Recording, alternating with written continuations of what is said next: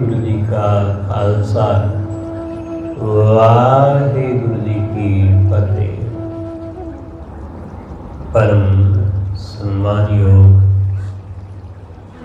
सतगुरां दे हजूर जुड़ मिल बैठे रब रूप गुरमुख सत्संगी जनों, सतगुरु जी की अपार बख्शिश महरामत का सदका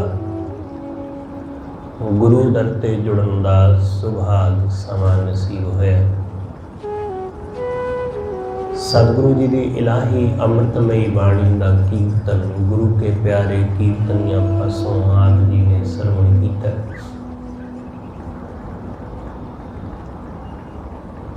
गुरु अर्जुन देव महाराज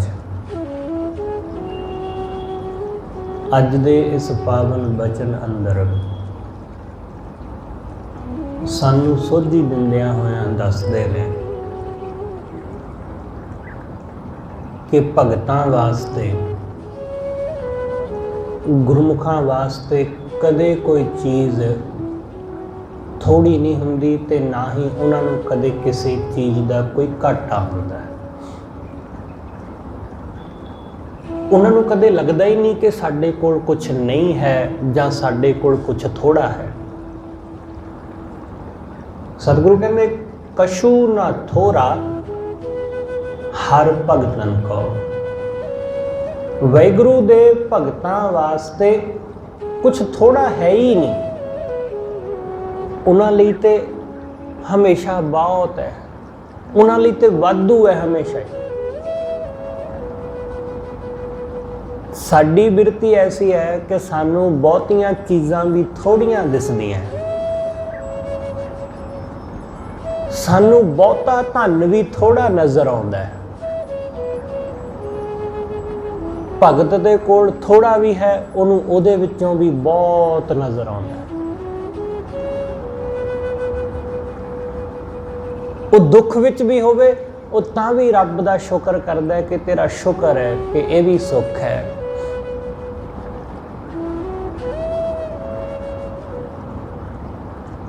वो हर तरह हर सिचुएशन विच शुकराने नाल भरिया होया।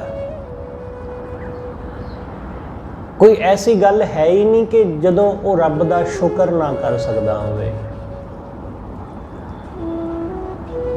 उहदे जीवन विच सुख ही सुख है, उहदे कोल कुछ होवे जां ना होवे। साडा जिहड़ा सुख है ना, वो असीं अपने सो कॉल्ड असूलों सो कॉल्ड शर्तां दे नाल जोड़िया होया।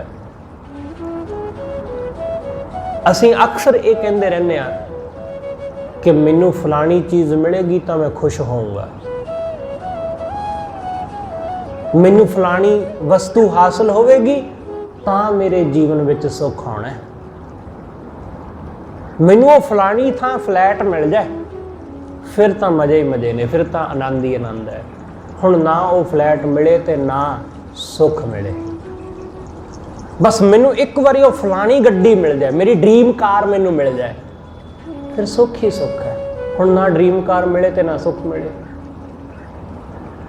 असीं अपने सुख नू चीज़ां नाल जोड़ लिया, वस्तुआं नाल जोड़ लिया। असीं ये कहण लग पे कि फलानी चीज़ मिलेगी तो मैं सुखी होऊंगा, बस इन्ने पैसे मैनू मिलण लग जाण, इन्नी कमाई मेरी होण लग जावे तो मेरे घर विच सुख आ जाएगा। यही कारण है कि लोग सुखी नहीं हो रहे, सब कुछ होने के बावजूद भी। घर है, चीज़ां ने, गड्डियां ने, सुख सहूलतां ने। तुसीं देखदे हो तुहाडे आंढ गुआंढ विच एक घर दे विच 3-3 गड्डियां ने, 3-3 4-4 कारां ने एक घर दे विच, पर फिर भी लोग तृप्त नहीं, फिर भी कुछ नहीं है कोल, फिर भी हालत मंगतियां वाली है। सतगुरु समझाउंदे सतगुरु कहते बंदे ने अपना सुख किसी चीज नाल जोड़ लिया, हुण वो चीज मिलती नहीं, इस करके दुखी हुंदा है। जिहड़ा बंदा इस तरह अपने सुख नूं शर्तां दे नाल जोड़ लैंदा है, उस बंदे नूं कदे सुख नहीं मिलता। शर्त ही है होर की कि ये चीज मिलेगी तो मैं सुखी होना। कंडीशन ला ली ना, सुख दे नाल कंडीशन जोड़ ली, इस तरह सुख नहीं मिलता। भगत दे जीवन में कोई कंडीशन नहीं है, उन्हें कोई शर्त नहीं लाई। उहदे कोल कुछ होवे जां ना होवे, वो दोनों हालतां विच सुखी है। उन्हें यह नहीं कहा कि फलानी चीज़ मिलेगी तो मैं सुखी होना। उन्हें यह नहीं कहा मैनू बहुत बड़ा घर, मैनू बंगला मिलेगा फिर मैं सुखी होऊंगा। वो कुल्ली विच भी नज़ारे ले रहा है। इसलिए उहदे वास्ते कोई चीज़ थोड़ी नहीं है। उहदे लई रुखी रोटी भी आनंददाई है। साडे वास्ते वधिया चोपड़ियां ताज़ियां ताज़ियां लहिंदियां लहिंदियां रोटियां सानू वो भी नहीं पाउंदियां, सानू वो भी नहीं हजम होंदियां, क्योंकि दृष्टि है, देखण दा ढंग है साडा आपो अपना। सतगुरु कहंदे कशु न थोड़ा हर भगतां नूं कहो। भगतां वास्ते कुछ थोड़ा है ही नहीं, उन्हां लई बहुत है। वो थोड़े विच भी राजी है। वो तो ये कहता है कि दूसरे दी रोटी वाल देख के अपने आप को तरसा ना, कि दूसरे दे घर विच सुख है तो उस सुख नूं वेख के तू लोभी ना हो।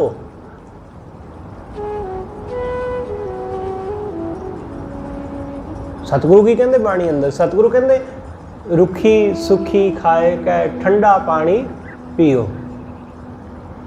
कि तेनों रुखी सुखी मिल गई ना तो बस ठीक है, शुक्र कर रब दा। पर दूसरे दी पराई देख के, दूसरे दे वधिया पकवान देख के, दूसरे दा वधिया घर-बार देख के अपने जी नूं ना तरसा।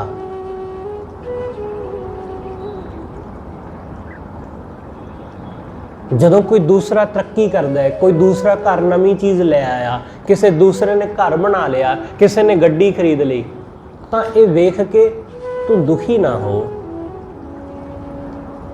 तेरे मन विच ईर्षा ना उठे, तेरे मन विच ये विचार ना उठे कि जरूर कोई ना कोई हेरा फेरी की होनी है। तेरे मन अंदर कोई ऐसा विचार ना उठे कि इन्हें बेईमानी की होनी, रिश्वतखोरी करी होनी है। नहीं, कुछ भी ऐसा विचार ना पैदा होवे, सगों उसनों वेख के प्रसन्न होना, खुश होना कि बहुत वधिया, वाहिगुरू ने बड़ी कृपा की, परमेश्वर ने रहमत की, घर बनया, परमेश्वर ने रहमत की, नवी कार मिल गई। खुश होना उहदे लई। जदों असीं किसी दूसरे दे सुख विच सुखी हुंदे हां, किसी दूसरे दे सुख नूं वेख के सानू भी सुख आनंद महसूस हुंदा है, तां साडे जीवन दे विच आनंद आउंदा है।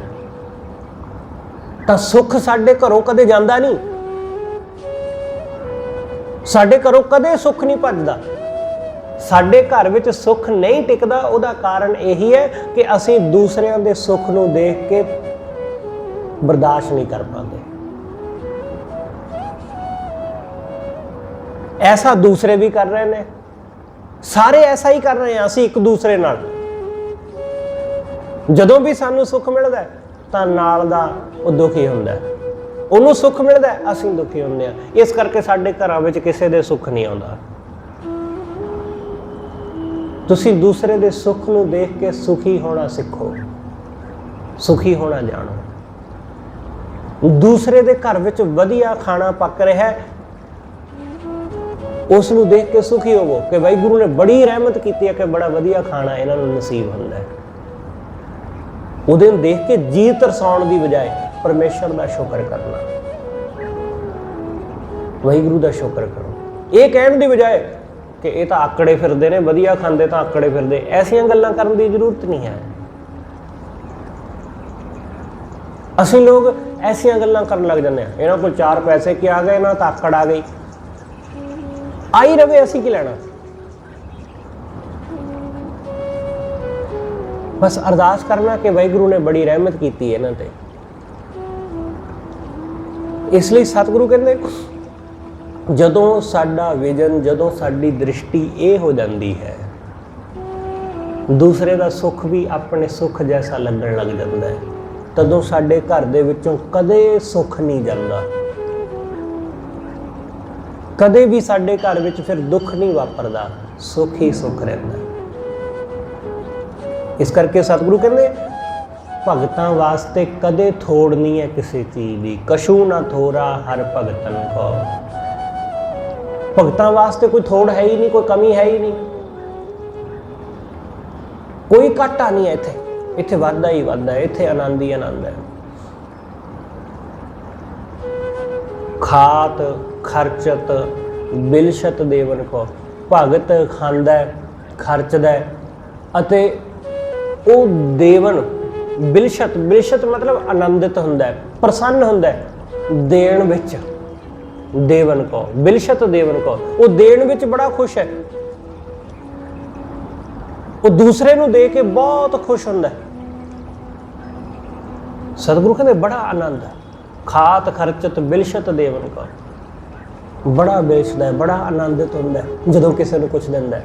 ਹੰਕਾਰ ਨਹੀਂ, ਖਿਆਲ ਰੱਖਣਾ, ਸਾਡੇ ਦੇਣ ਵਿੱਚ ਹੰਕਾਰ ਹੁੰਦਾ ਹੈ, ਪਰ ਭਗਤ ਜਦੋਂ ਕਿਸੇ ਨੂੰ ਦਿੰਦਾ ਹੈ ਤਾਂ ਉਹਦੇ ਦੇਣ ਵਿੱਚ ਹੰਕਾਰ ਨਹੀਂ ਹੁੰਦਾ। ਅਸੀਂ ਦੇ ਕੇ ਅਹੰਕਾਰੀ ਹੁੰਦੇ ਆ, ਉਹ ਦੇ ਕੇ ਆਨੰਦਿਤ ਹੁੰਦਾ ਹੈ। ਦੇਣ ਵਿੱਚ ਬਹੁਤ ਆਨੰਦ ਹੈ। ਜਦੋਂ ਅਸੀਂ ਆਪਣੇ ਕੋਲੋਂ ਕਿਸੇ ਨੂੰ ਕੁਝ ਦਿੰਦੇ ਆ ਨਾ ਤਾਂ ਬੜਾ ਸੁੱਖ ਮਹਿਸੂਸ ਹੁੰਦਾ ਹੈ। ਇਸ ਲਈ ਲੈਣਾ ਤਾਂ ਹਰ ਕੋਈ ਚਾਹੁੰਦਾ ਹੈ, ਹਰ ਕੋਈ, ਕਿਸੇ ਨੂੰ ਪੁੱਛ ਲਓ, ਹਰ ਬੰਦਾ ਚਾਹੁੰਦਾ ਹੈ ਕਿ ਮੈਨੂੰ ਫਲਾਣੀ ਚੀਜ਼ ਮਿਲ ਜਾਏ, ਹਰ ਕੋਈ ਲੈਣਾ ਚਾਹੁੰਦਾ ਹੈ, ਪਰ ਦੇਣ ਵਾਲੇ ਪਾਸੇ ਨੂੰ ਕੋਈ ਨਹੀਂ ਤੁਰਦਾ। ਦੇਣ ਵੱਲ ਨੂੰ ਨਹੀਂ, ਦੇਣ ਵਿੱਚ ਆਨੰਦ ਹੈ, ਛੱਡਣ ਵਿੱਚ ਆਨੰਦ ਹੈ, ਗ੍ਰਹਿਣ ਕਰਨ ਵਿੱਚ ਨਹੀਂ। ਇਸ ਸਾਰੀ ਕੁਦਰਤ ਦਾ ਨਿਯਮ ਦੇਣਾ ਹੈ, ਲੈਣਾ ਕੁਛ ਵੀ ਨਹੀਂ ਹੈ। ਫੁੱਲ ਸਾਡੇ ਕੋਲੋਂ ਕੀ ਲੈਂਦੇ ਨੇ? ਕੁਛ ਵੀ ਤਾਂ ਨਹੀਂ, ਪਰ ਸਾਨੂੰ ਬਹੁਤ ਕੁਛ ਦਿੰਦੇ ਨੇ। ਪੇੜ ਪੌਦੇ ਸਾਡੇ ਕੋਲੋਂ ਕੀ ਲੈਂਦੇ ਨੇ? ਕੁਛ ਵੀ ਨਹੀਂ, ਪਰ ਸਾਨੂੰ ਬੜੀਆਂ ਚੀਜ਼ਾਂ ਦਿੰਦੇ ਨੇ। ਪਸ਼ੂ ਪੰਛੀ ਸਾਨੂੰ ਬਹੁਤ ਕੁਛ ਦਿੰਦੇ ਨੇ। ਵਾਹਿਗੁਰੂ ਦੀ ਕੁਦਰਤ ਦੇ ਰਹੀ ਹੈ, ਹਮੇਸ਼ਾ ਹਮੇਸ਼ਾ ਦੇ ਰਹੀ। ਸਾਡੇ ਕੋਲੋਂ ਕੀ ਮੰਗਦੀ ਬਦਲੇ ਵਿੱਚ? ਕੁਛ ਵੀ ਨਹੀਂ। ਉਹ ਕੋਈ ਮੰਗ ਨਹੀਂ ਕਰਦੇ ਸਾਡੇ ਕੋਲ। ਇਸ ਲਈ ਦੇਣਾ, ਦੇਣ ਵਿੱਚ ਆਨੰਦ ਹੈ, ਸੁੱਖ ਹੈ। ਭਗਤ ਹਮੇਸ਼ਾ ਦਿੰਦਾ ਹੈ, ਉਹਦੇ ਕੋਲ ਨਾ ਵੀ ਹੋਵੇ ਉਹ ਤਾਂ ਵੀ ਦਿੰਦਾ ਹੈ, ਉਹ ਥੋੜੇ ਵਿੱਚੋਂ ਵੀ ਦੇ ਦਿੰਦਾ ਹੈ। ਜੇ ਦੇਣ ਦੀ ਭਾਵਨਾ ਹੈ ਨਾ ਤਾਂ ਬੰਦਾ ਥੋੜੇ ਵਿੱਚੋਂ ਵੀ ਵੰਡ ਦਿੰਦਾ ਹੈ। ਜੇ ਦੇਣ ਦੀ ਭਾਵਨਾ ਨਹੀਂ ਹੈ ਤਾਂ ਚਾਹੇ ਕੋਲ ਕਰੋਨਾ ਹੋਣ ਤਾਂ ਵੀ ਬੰਦਾ ਦੇ ਨਹੀਂ ਪਾਉਂਦਾ। ਗੁਰੂ ਨਾਨਕ ਸਾਹਿਬ ਮਹਾਰਾਜ ਜੀ ਨੇ ਜਦੋਂ ਜੋਗੀਆਂ ਨੂੰ ਕਿਹਾ ਕਿ ਅਸੀਂ ਵੰਡ ਕੇ ਛਕਦੇ ਹਾਂ ਤਾਂ ਜੋਗੀਆਂ ਨੇ ਗੁਰੂ ਨਾਨਕ ਸਾਹਿਬ ਦਾ ਮਜ਼ਾਕ ਉਡਾਇਆ।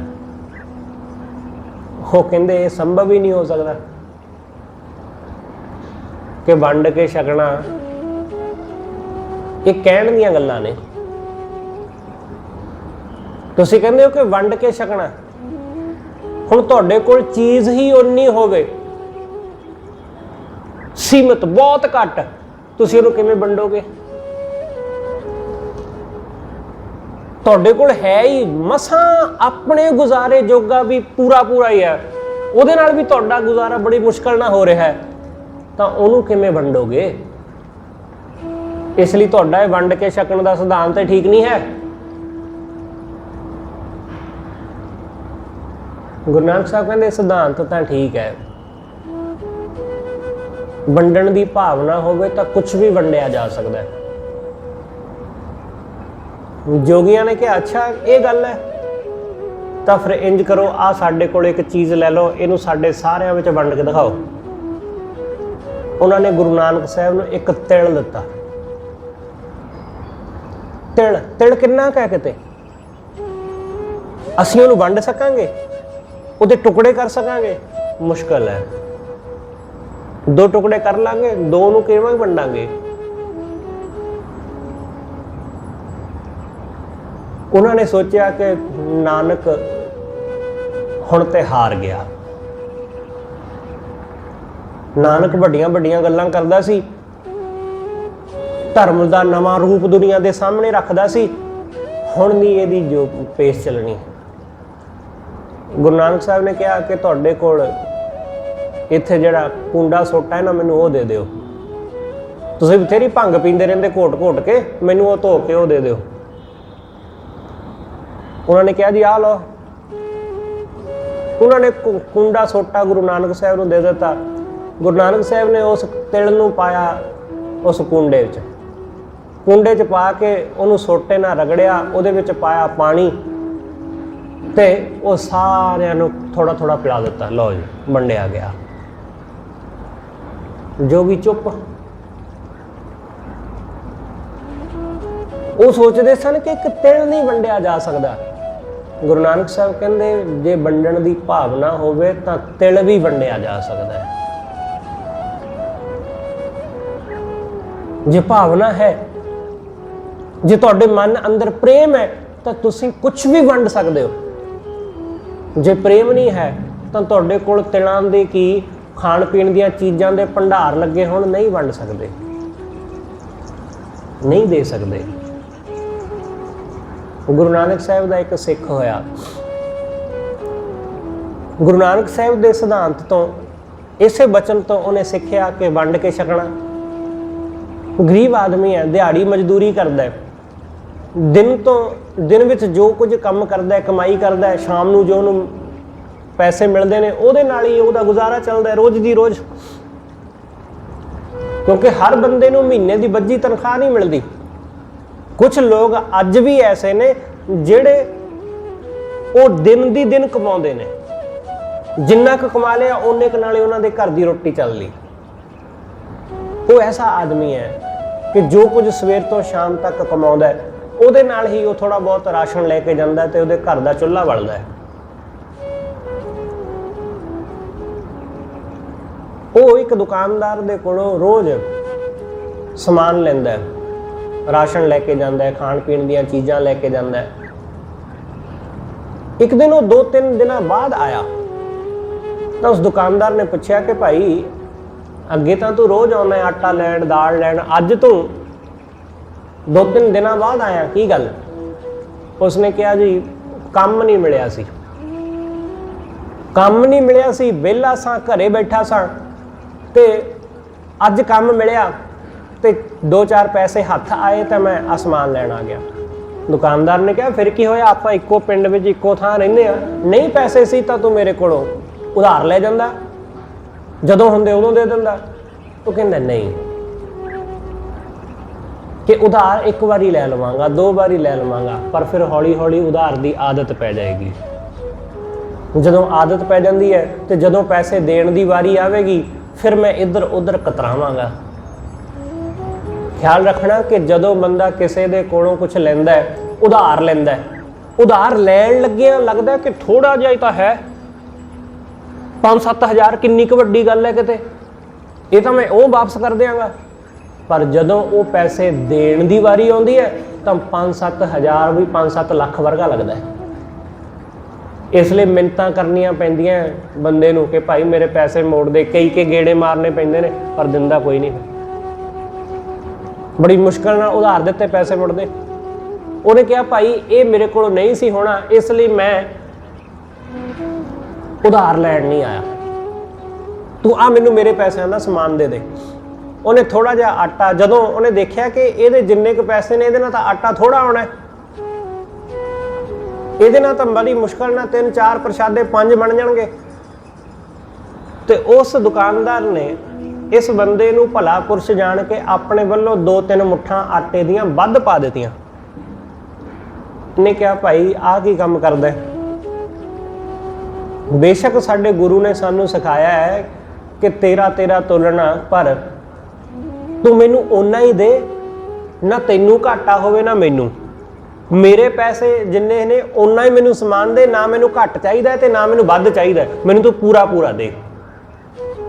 वो कहंदा मैं तो तेरा ही सोच रहा सा कि चलो थोड़ा वध दे देना। वो कहंदा नहीं, तू मैनू ओना ही दे जिन्ना है बनदा है। वो लैके अपने घर आ गया, घर आके अपनी घर वाली नूं दिता। उसने उस आटे दे 2-4-5 जिन्ने भी प्रशादे बने बनाए, थोड़ी जी दाल बनी। हाले खाण ही लगे सन कि किसी ने दरवाजा खड़का दिता। जदों खाण लगे द्वार खड़काया, द्वार खोलिया तो सामने एक आदमी, वो कहंदा मैं भुखा हाँ, सुनिया कि ये गुरु नानक दे सिखां दा घर है ते सिखां दे घरों कदे कोई भुखा नहीं मुड़दा, मैनू प्रशादा छका दिओ। हुण वो 4-5 प्रशादे बने, उन्होंने 2 प्रशादे इस मंगण वाले नूं दे दिते। जदों उन्हें 2 छक लै, उसने कहा कि एक होर दे दिओ।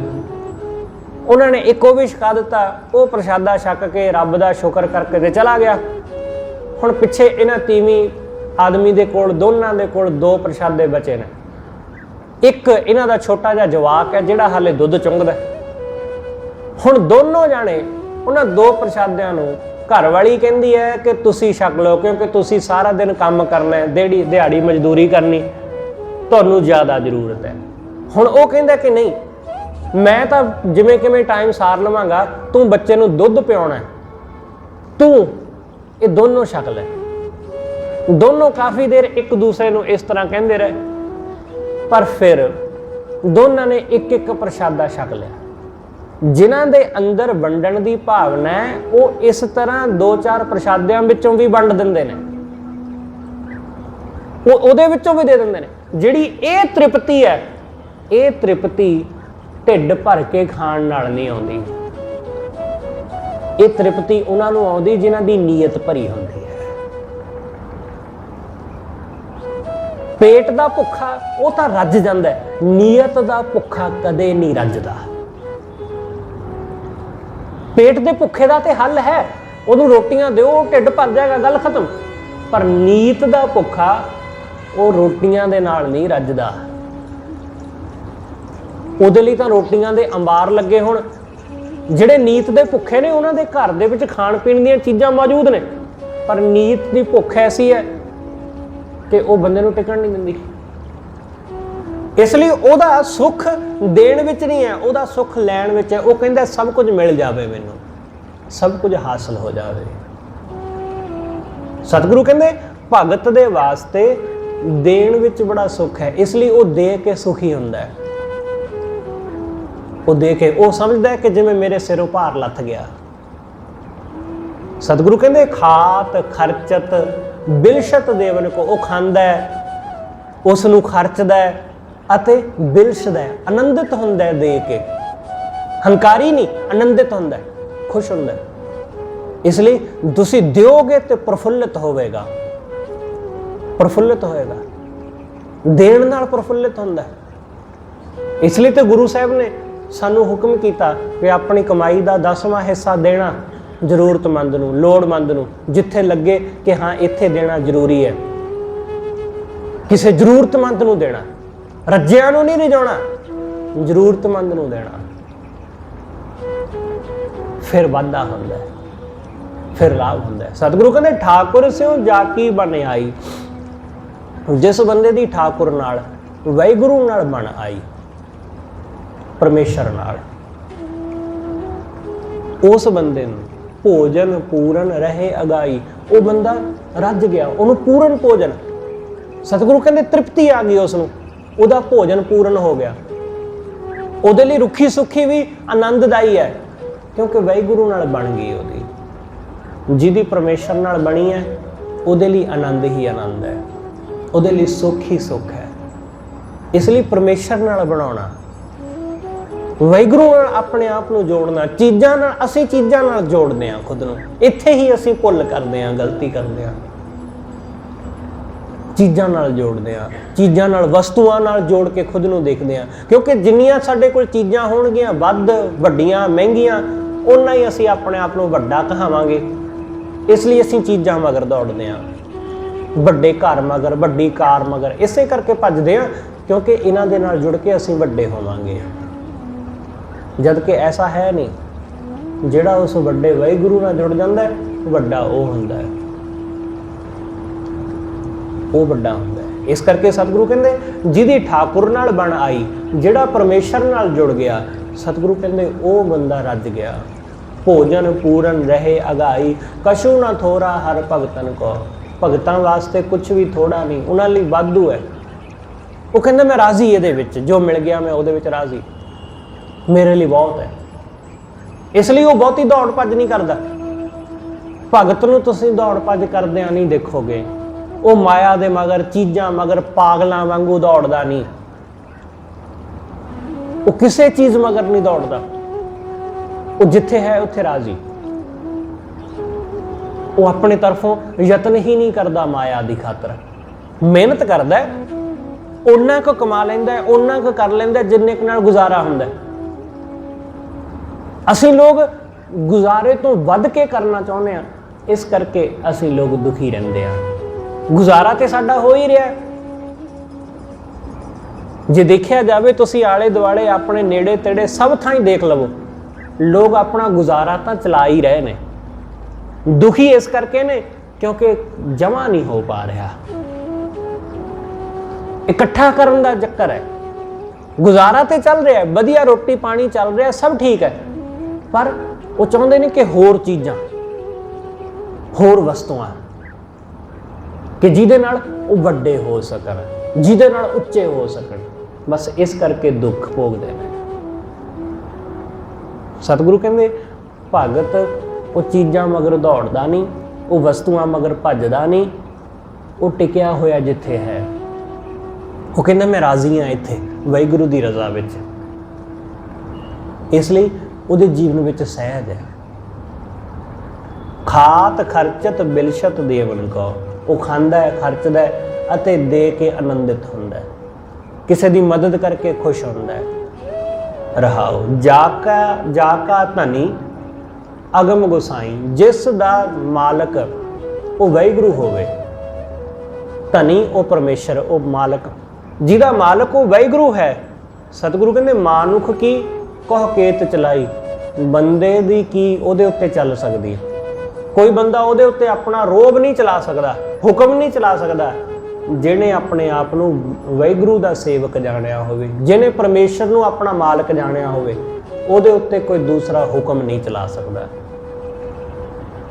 ਉਹਦੇ ਉੱਤੇ ਕਿਸੇ ਦਾ ਰੋਹਬ ਨਹੀਂ ਚੱਲਦਾ।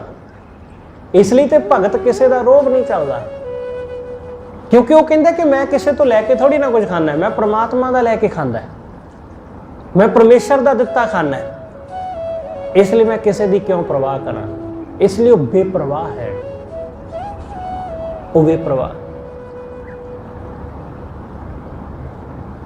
ਗੁਰੂ ਹਰਗੋਬਿੰਦ ਸਾਹਿਬ ਮਹਾਰਾਜ ਦਾ ਸਿੱਖ ਹੋਇਆ ਬੜਾ ਪਿਆਰਾ ਭਾਈ ਸੁਥਰੇ ਸ਼ਾਹ। ਸੁਥਰਾ ਸ਼ਾਹ ਐਸਾ ਇੱਕ ਮਨੁੱਖ ਹੈ, ਐਸੀ ਰੱਬੀ ਰੂਹ ਹੈ ਕਿ ਜਿਹੜਾ ਬਿਲਕੁਲ ਸਿੱਧਾ ਆਦਮੀ ਹੈ, ਸਿੱਧ ਪੱਧਰਾ, ਚਲਾਕੀ ਜਿਹੜਾ ਜਾਣਦਾ ਨਹੀਂ। ਉਹਦੀ ਤੁਸੀਂ ਜੀਵਨ ਗਾਥਾ ਪੜ੍ਹੋਗੇ ਨਾ, ਬੜੀ ਪਿਆਰੀ ਹੈ ਉਹਦੀ ਜੀਵਨ ਗਾਥਾ। ਕਿਉਂਕਿ ਉਹ ਕਈ ਵਾਰੀ ਐਸੀਆਂ ਗੱਲਾਂ ਕਰ ਜਾਂਦਾ ਮਜ਼ਾਕ ਵਿੱਚ, ਹਾਸੇ ਵਿੱਚ। ਲੋਕਾਂ ਦੀ ਨਿਗਾਹ ਵਿੱਚ ਉਹ ਭਾਵੇਂ ਥੋੜਾ ਪਾਗਲ ਹੈ। ਅਸੀਂ ਕਹਿੰਦੇ ਜੀ ਬੰਦਾ ਸਿੱਧਾ ਜਿਹਾ ਜੀ, ਕੋਈ ਗੱਲ ਨਹੀਂ, ਪਰ ਉਹ ਸਿੱਧੀਆਂ ਗੱਲਾਂ ਸਾਡੇ ਜੀਵਨ ਨੂੰ ਸਵਾਰਨ ਵਾਲੀਆਂ, ਸਾਨੂੰ ਝੰਜੋੜਨ ਵਾਲੀਆਂ ਨੇ। ਉਹਦੀਆਂ ਗੱਲਾਂ ਬੜੀਆਂ ਪਿਆਰੀਆਂ। ਗੁਰੂ ਹਰਗੋਬਿੰਦ ਸਾਹਿਬ ਮਹਾਰਾਜ ਜੀ ਨੇ ਉਸ ਨੂੰ ਆਪਣੇ ਬੱਚਿਆਂ ਵਾਂਗ ਪਾਲਿਆ ਸੀ, ਕਿਉਂਕਿ ਸਤਿਗੁਰੂ ਜੀ ਨੂੰ ਉਹ ਝਾੜੀਆਂ ਦੇ ਵਿੱਚੋਂ ਲੱਭਾ ਸੀ। ਜਦੋਂ ਉਹ ਜਨਮਿਆ ਤਾਂ ਘਰਦਿਆਂ ਨੇ ਉਸ ਨੂੰ ਜਨਮ ਤੋਂ ਬਾਅਦ ਹੀ ਝਾੜੀਆਂ ਵਿੱਚ ਸੁੱਟ ਦਿੱਤਾ। ਉਹਨੂੰ ਬਦਸ਼ਗਨ ਸਮਝਿਆ। ਕਹਿੰਦੇ ਨੇ ਕਿ ਉਹਦੇ जन्म वेले ही ਉਹਦੇ ਮੂੰਹ ਦੇ ਵਿੱਚ ਕੁਝ ਦੰਦ ਸਨ। ਇਸ ਕਰਕੇ ਉਸ ਨੂੰ ਬਦ ਸ਼ਗਨ ਸਮਝਿਆ ਗਿਆ ਕਿ ਇਹ ਬੱਚਾ ਠੀਕ ਨਹੀਂ ਹੈ, ਉਹਨੂੰ ਸੁੱਟ ਦਿੱਤਾ ਗਿਆ ਬਾਹਰ। ਤੇ ਗੁਰੂ ਹਰਗੋਬਿੰਦ ਸਾਹਿਬ ਮਹਾਰਾਜ ਗੁਜ਼ਰ ਰਹੇ ਸਨ, ਉਹਨਾਂ ਨੇ ਉਸ ਨੂੰ ਉਠਾਇਆ, ਉਹਨੂੰ ਪਾਲਿਆ। ਉਹ ਸੁਥਰੇ ਸ਼ਾਹ। ਲੋਕਾਂ ਨੇ ਕਿਹਾ ਜੀ ਇਹ ਭੈੜਾ ਹੈ, ਇਹ ਬਦ ਸ਼ਗਨ ਹੈ। ਸਤਿਗੁਰੂ ਨੇ ਕਿਹਾ ਇਹ ਸੁਥਰਾ, ਇਹਦੇ ਵਰਗਾ ਸੁਥਰਾ ਹੋਰ ਕੋਈ ਨਹੀਂ ਹੋ ਸਕਦਾ, ਇਸ ਲਈ ਉਹਦਾ ਨਾਮ ਸੁਥਰੇ ਸ਼ਾਹ ਪੈ ਗਿਆ। ਉਹ ਬੜੇ ਉਹਨੇ ਕੌਤਕ ਵਰਤਾਏ ਨੇ, ਬੜੀਆਂ ਅਜੀਬ ਅਜੀਬ ਗੱਲਾਂ ਕਰਦਾ ਰਿਹਾ। ਇੱਕ ਗੁਰੂ ਸਾਹਿਬ ਨੇ ਇੱਕ ਦੁਕਾਨਦਾਰ ਜਿਹੜਾ ਕਰਿਆਨੇ ਦਾ ਕੰਮ ਕਰਦਾ ਹੈ, ਗੁਰੂ ਸਾਹਿਬ ਨੇ ਉਸ ਨੂੰ ਆਖ ਛੱਡਿਆ ਕਿ ਭਾਈ ਇਹ ਸੁਥਰੇ ਨੂੰ ਜੋ ਚਾਹੀਦਾ ਹੋਇਆ ਇਹਨੂੰ ਦੇ ਦਿਓ, ਜੋ ਮੰਗੇ ਇਹਨੂੰ ਦੇ ਦੇਣਾ, ਅਸੀਂ ਆਪੇ ਪੈਸਿਆਂ ਦਾ ਦੇਖ ਲਵਾਂਗੇ। ਸੁਥਰੇ ਸ਼ਾਹ ਨੇ ਆਉਣਾ ਉਹਦੇ ਕੋਲ ਰੋਜ਼, ਜੋ ਚਾਹਣਾ, ਜਿਹੜੀ ਚੀਜ਼ ਲੈਣੀ ਮਰਜ਼ੀ ਨਾਲ ਆਪੇ ਚੁੱਕ ਲੈਣੀ। ਕੋਈ ਵੀ ਚੀਜ਼ ਖਾਣ ਵਾਲੀ, ਕੁਝ ਵੀ ਪੀਣ ਲਈ, ਜੋ ਵੀ ਉਹਨੂੰ ਦੁਕਾਨ ਤੋਂ ਮਿਲਣਾ ਉਹਨੇ ਚੁੱਕ ਲੈਣਾ। ਇਸ ਤਰ੍ਹਾਂ ਕਾਫੀ ਸਮਾਂ ਗੁਜ਼ਰਿਆ। ਇੱਕ ਦਿਨ ਦੁਕਾਨਦਾਰ ਆਪਣੀ ਦੁਕਾਨ ਤੇ ਬੈਠਾ, ਸੁਥਰੇ ਸ਼ਾਹ ਆਇਆ ਤੇ ਉਹਦੇ ਨਾਲ ਇੱਕ ਬੱਚਾ ਵੀ ਹੈ, ਉਹਦਾ ਕੋਈ ਸਾਥੀ। ਸੁਥਰੇ ਸ਼ਾਹ ਨੇ ਉਸ ਨੂੰ ਪੁੱਛਿਆ ਕਿ ਤੂੰ ਕੁਝ ਖਾਣਾ ਹੈ? ਉਸਨੇ ਕਿਹਾ ਕਿ ਹਾਂ ਜ਼ਰੂਰ ਖਾ ਲਵਾਂਗਾ, ਕੁਛ ਨਾ ਜਿਹੜੀਆਂ ਵੀ ਉਸ ਵੇਲੇ ਖਾਣ ਪੀਣ ਦੀਆਂ ਚੀਜ਼ਾਂ ਆਉਣਗੀਆਂ। ਉਹਨੇ ਸੁਥਰੇ ਸ਼ਾਹ ਨੂੰ ਪੁੱਛਿਆ ਕਿ ਹਾਂ ਜ਼ਰੂਰ ਖਾਵਾਂਗਾ। ਸੁਥਰੇ ਸ਼ਾਹ ਨੇ ਦੁਕਾਨਦਾਰ ਨੂੰ ਕਿਹਾ ਕਿ ਸਾਨੂੰ ਫਲਾਣੀ ਚੀਜ਼ ਦੇ ਦਿਓ, ਉਹਨੇ ਦੇ ਦਿੱਤੀ। ਦੁਕਾਨਦਾਰ ਦੇ ਕੋਲ ਉਹਦਾ ਕੋਈ ਮਿੱਤਰ ਬੈਠਾ ਹੈ। ਜਦੋਂ ਉਹ ਲੈ ਕੇ ਚਲੇ ਗਏ ਤਾਂ ਉਹਨੇ ਪੁੱਛਿਆ ਕਿ ਇਹ ਬੱਚਾ ਮੈਂ ਦੇਖਿਆ ਕਈ ਦਫਾ ਤੇਰੇ ਕੋਲ ਆਉਂਦਾ ਤੇ ਜੋ ਦਿਲ ਕਰਦਾ ਲੈ ਜਾਂਦਾ, ਤੂੰ ਕਦੇ ਇਹਦੇ ਕੋਲ ਪੈਸੇ ਨਹੀਂ ਲਏ, ਇਹਦੇ ਕੋਲ ਪੈਸੇ ਨਹੀਂ ਮੰਗੇ। ਉਸਨੇ ਕਿਹਾ ਕਿ ਇਹਦੇ ਕੋਲੋਂ ਕੀ ਪੈਸੇ ਲੈਣੇ ਨੇ, ਇਹ ਤੇ ਸੁਥਰਾ ਬੰਦਾ ਹੈ, ਇਹ ਤੇ ਰੱਬ ਦਾ ਜੀ ਹੈ, ਇਹਦੇ ਕੋਲੋਂ ਕਾਹਦੇ ਪੈਸੇ ਲੈਣੇ, ਇਹਨੂੰ ਤਾਂ ਐਵੇਂ ਦੇ ਦਿੰਦਾ ਮੈਂ। ਇਹ ਗੱਲ ਸੁਥਰੇ ਦੇ ਕੰਨਾਂ ਵਿੱਚ ਪੈ ਗਈ, ਕਿਉਂਕਿ ਗੱਲ ਤਾਂ ਕੁਝ ਹੋਰ ਸੀ। ਉਸਨੇ ਆਪਣੇ ਦੋਸਤ ਦੇ ਸਾਹਮਣੇ ਆਪਣੇ ਨੰਬਰ ਬਣਾਉਣ ਦੇ ਲਈ ਇਹ ਕਹਿ ਦਿੱਤਾ ਕਿ ਮੈਂ ਤਾਂ ਐਵੇਂ ਦੇ ਦਿੰਦਾ। ਗੱਲ ਇਹ ਸੀ ਕਿ ਗੁਰੂ ਹਰਗੋਬਿੰਦ ਸਾਹਿਬ ਮਹਾਰਾਜ ਨੇ ਕਿਹਾ ਸੀ ਕਿ ਇਹਨੂੰ ਜੋ ਮਰਜ਼ੀ ਦੇ ਦਿਓ, ਪੈਸੇ ਤੁਹਾਨੂੰ ਅਸੀਂ ਦੇਵਾਂਗੇ। ਸੁਥਰੇ ਦੇ ਕੰਨਾਂ ਵਿੱਚ ਇਹ ਗੱਲ ਪੈ ਗਈ ਤੇ ਅਗਲੇ ਦਿਨ ਸੁਥਰਾ ਫਿਰ ਆਇਆ ਤਾਂ ਉਸਨੇ ਉਸੇ ਤਰ੍ਹਾਂ ਫਿਰ ਚੀਜ਼ਾਂ ਲਈਆਂ। ਇਸ ਵਾਰੀ ਉਹ ਆਪਣੇ ਨਾਲ 2-4 ਮਿੱਤਰ ਹੋਰ ਲੈ ਆਇਆ ਆਪਣੇ। ਹੁਣ ਇੱਕ ਦਿਨ ਤਾਂ ਉਹਨੇ ਬਰਦਾਸ਼ਤ ਕਰ ਲਿਆ। ਹੁਣ ਦੂਸਰੇ ਦਿਨ ਜਦੋਂ 2-4 ਮਿੱਤਰ ਹੋਰ ਆ ਗਏ ਤਾਂ ਉਹਨੇ ਸੁਥਰੇ ਨੂੰ ਕਿਹਾ ਕਿ ਤੈਨੂੰ ਕੁਝ ਦੇਣ ਦੀ ਗੱਲ ਹੋਈ ਆ, ਤੇਰੇ ਸਾਥੀਆਂ ਨੂੰ ਦੇਣ ਦੀ ਗੱਲ ਨਹੀਂ ਹੋਈ। ਸੁਥਰੇ ਨੇ ਕਿਹਾ ਤੂੰ ਦੇਣ ਵਾਲਾ ਹੈ ਕੌਣ? ਤੇਰੀ ਤਾਂ ਔਕਾਤ ਹੀ ਨਹੀਂ ਕਿ ਤੂੰ ਕੁਝ ਦੇ ਸਕੇ। ਹੁਣ ਜਦੋਂ ਇਹ ਗੱਲ ਉਹਨੂੰ ਕਹੀ, ਉਹਦੇ ਤਾਂ ਲੱਗ ਗਈ ਅੱਗ ਕਿ ਮੇਰੀ ਦੁਕਾਨ ਤੋਂ ਰੋਜ਼ ਤੂੰ ਲੈ ਕੇ ਜਾਣਾ ਤੇ ਤੂੰ ਮੈਨੂੰ ਕਹਿਣਾ ਕਿ ਤੇਰੀ ਕੋਈ ਔਕਾਤ ਨਹੀਂ, ਤੂੰ ਕੁਝ ਦੇ ਸਕੇ। ਉਸਨੇ ਜਾ ਕੇ ਗੁਰੂ ਹਰਗੋਬਿੰਦ ਸਾਹਿਬ ਦੇ ਕੋਲ ਸ਼ਿਕਾਇਤ ਕਰ ਦਿੱਤੀ ਕਿ ਆ ਜਿਹੜਾ ਤੁਹਾਡਾ ਸੁਥਰਾ ਹੈ ਨਾ, ਇਹ ਬਹੁਤ ਗਲਤ ਬੋਲਦਾ ਹੈ, ਇਹਨੇ ਮੇਰੀ ਬੇਇੱਜ਼ਤੀ ਕਰ ਦਿੱਤੀ ਮੇਰੀ ਦੁਕਾਨ ਤੇ। ਗੁਰੂ ਸਾਹਿਬ ਨੇ ਪੁੱਛਿਆ ਕਿ ਕੀ ਹੋਇਆ? ਸਤਿਗੁਰੂ ਨੂੰ ਸੁਥਰੇ ਨੇ ਕਿਹਾ ਜੀ ਇਹ ਕਹਿੰਦਾ ਹੈ ਕਿ ਮੈਂ ਦੇਣ ਵਾਲਾ ਹਾਂ, ਇਹ ਕਹਿੰਦਾ ਹੈ ਕਿ ਮੈਂ ਦਿੰਦਾ ਵਾਂ, ਤੇ ਮੈਂ ਤਾਂ ਸਿਰਫ ਇੰਨਾ ਹੀ ਕਿਹਾ ਕਿ ਤੇਰੀ ਕੋਈ ਔਕਾਤ ਹੀ ਨਹੀਂ ਦੇਣ ਵਾਲੀ। ਦੇਣ ਵਾਲਾ ਤਾਂ ਦਾਤਾ ਹੈ, ਦੇਣ ਵਾਲਾ ਤੇ ਗੁਰੂ ਹੈ, ਤੂੰ ਕੌਣ ਹੈ? ਮੈਂ ਤੇਰਾ ਦਿੱਤਾ ਨਹੀਂ ਖਾਂਦਾ, ਮੈਂ ਤੇ ਆਪਣੇ ਗੁਰੂ ਦਾ ਦਿੱਤਾ ਖਾਂਦਾ, ਮੇਰੇ ਪਿਓ ਦਾ ਦਿੱਤਾ ਖਾਂਦਾ। ਗੁਰੂ ਨੇ ਮੈਨੂੰ ਕਿਹਾ ਕਿ ਇਹਦੇ ਕੋਲੋਂ ਜਿੱਥੋਂ ਜੋ ਮਰਜ਼ੀ ਲੈਣਾ ਲੈ ਲੈ, ਪੈਸੇ ਮੈਂ ਦੇਵਾਂਗਾ। ਇਹ ਕਹਿੰਦਾ ਕਿ ਮੈਂ ਦਿੰਦਾ ਵਾਂ। ਇਹ ਹੰਕਾਰ ਕਰਦਾ ਇਸ ਗੱਲ ਦਾ। ਇਸ ਕਰਕੇ ਮੈਂ ਇਹਨੂੰ ਕਿਹਾ ਕਿ ਤੇਰੀ ਕੋਈ ਔਕਾਤ ਨਹੀਂ ਹੈ ਕਿ ਤੂੰ ਕੁਝ ਦੇ ਸਕੇ। ਸਾਡੀ ਕੋਈ ਔਕਾਤ ਨਹੀਂ ਕਿ ਅਸੀਂ ਕਿਸੇ ਨੂੰ ਕੁਝ ਦੇ ਸਕੀਏ। ਜੇ ਕਿਸੇ ਨੂੰ ਕੋਈ ਦਾਨ ਕਰ ਦਿੰਦੇ ਆ ਤਾਂ ਗੁਰੂ ਸਾਡੇ ਕੋਲੋਂ ਕਰਵਾ ਲੈਂਦਾ ਹੈ। ਜੇ ਕਿਸੇ ਭੁੱਖੇ ਨੂੰ ਕੁਝ ਖਵਾ ਦਿੰਦੇ ਆ ਤਾਂ ਗੁਰੂ ਸਾਡੇ ਕੋਲੋਂ ਉਹ ਖਵਾ ਦਿੰਦਾ ਹੈ। ਸਾਡੇ ਰਾਹੀਂ ਦੇ ਦਿੱਤਾ ਉਸਨੇ। ਅਸੀਂ ਕੌਣ ਦੇਣ ਵਾਲੇ ਆ? ਸਾਡੇ ਕੋਲ ਹੈ ਕੀ ਆਪਣਾ ਜਿਹੜਾ ਅਸੀਂ ਕੁਝ ਦੇ ਸਕੀਏ? ਇਸ ਲਈ ਦੇਣ ਵਾਲਾ ਤਾਂ ਉਹ ਦਾਤਾ ਹੈ, ਉਹਦੇ ਅੱਗੇ ਕਿਸੇ ਦਾ ਜ਼ੋਰ ਨਹੀਂ ਚੱਲਦਾ। ਇਸ ਲਈ ਉਸ ਸੁਥਰੇ ਦੇ ਉੱਤੇ ਕਿਸੇ ਦਾ ਜ਼ੋਰ ਨਹੀਂ, ਕਿਉਂਕਿ ਉਹ ਸਿਰਫ ਆਪਣਾ ਮਾਲਕ ਆਪਣੇ ਗੁਰੂ ਨੂੰ ਜਾਣਦਾ ਹੈ। ਸਤਿਗੁਰੂ ਕਹਿੰਦੇ ਮਾਨੁਖੀ ਕੋ ਕੇਤ ਚਲਾਈ, ਬੰਦੇ ਦੀ ਉਹਦੇ ਉੱਤੇ ਕੋਈ ਨਹੀਂ ਚੱਲਦੀ, ਉਹ ਕਿਸੇ ਦਾ ਰੋਬ ਨਹੀਂ ਸਹਿੰਦਾ ਸਿਵਾਏ ਆਪਣੇ ਗੁਰੂ ਤੋਂ।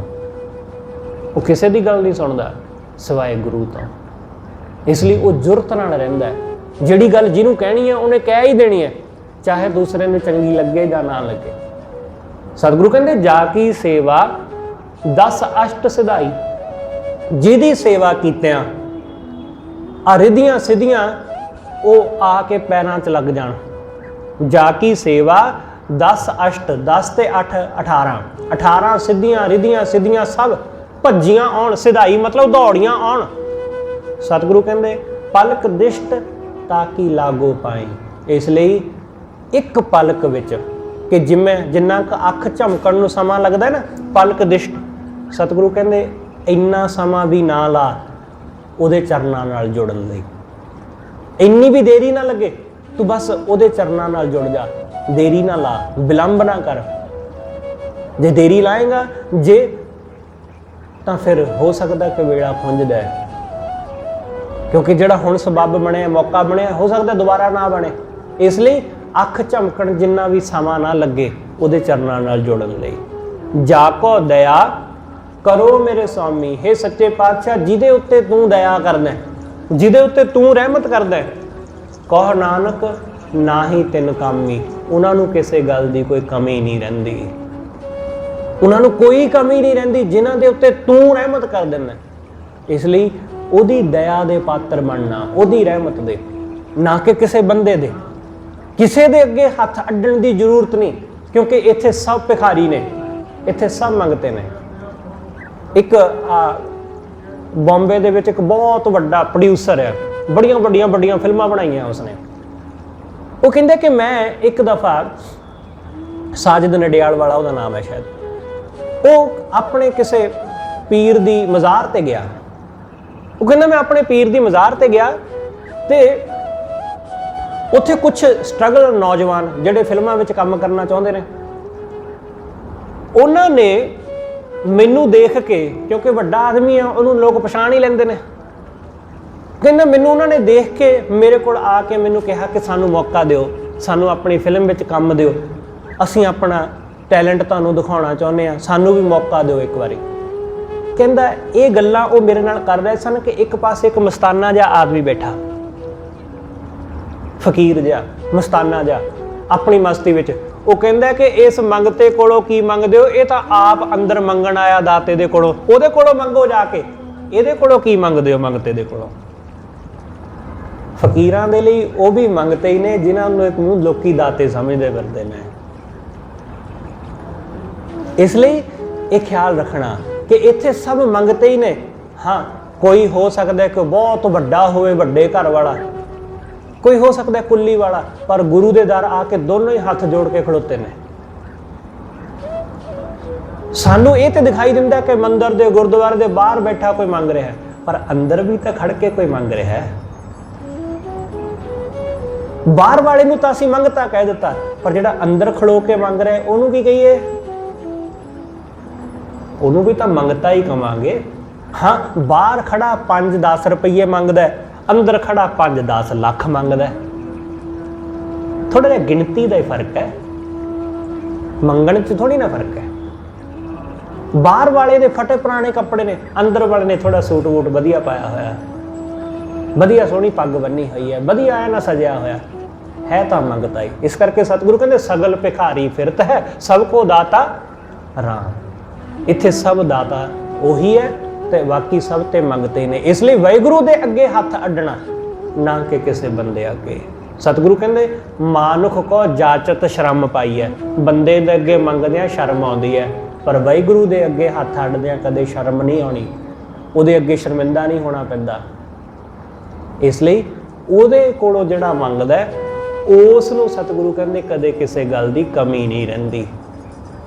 इसलिए सतगुरु कहते जिसकै दिए रह अगाए, बौर ना तृष्णा लग गया, दोबारा तृष्णा नहीं लगती। सतगुरु ये रब्बी रहमत साडे सारिਆਂ ते करे, होइयां फुल्लां लिखेवां सतगुरु जी अते आप सरबत संगत बख्शण जोग, भुल्ला ना चतारदे होए आखो जी वाहिगुरु जी का खालसा वाहिगुरु जी की फतेह।